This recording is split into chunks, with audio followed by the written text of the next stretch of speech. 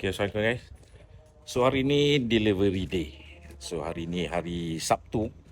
So saya tengah tunggu owner sampai untuk nak ambil Ranger yang bakal kita deliver. So sebelum tu, sekarang ni saya nak jelaskan sedikit apa yang kita dah buat untuk Ranger SRT Plus yang kita bakal nak deliver ni. So inilah Ranger yang bakal kita nak deliver. So yang pasti di bahagian depan kita dah tukar body kit Raptor. Okay, grill, bumper dan kita buat blackout. Okay, yang ni kita tak cat, yang ni kita bubuh stiker.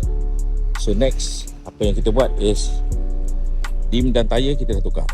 Okay, yang ni tayar daripada Thailand, saiz 285/60 18.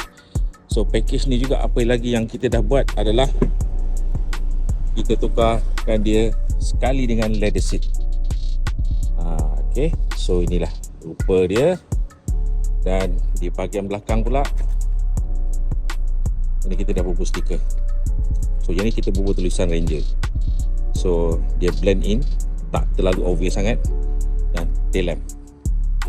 So jadi kalau siapa-siapa yang nak Ranger macam ni, stok dah tak ada, tak banyak sangat, tapi boleh cuba request.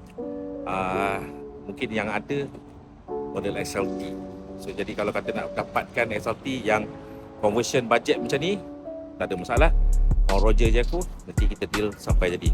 Okay, Assalamualaikum.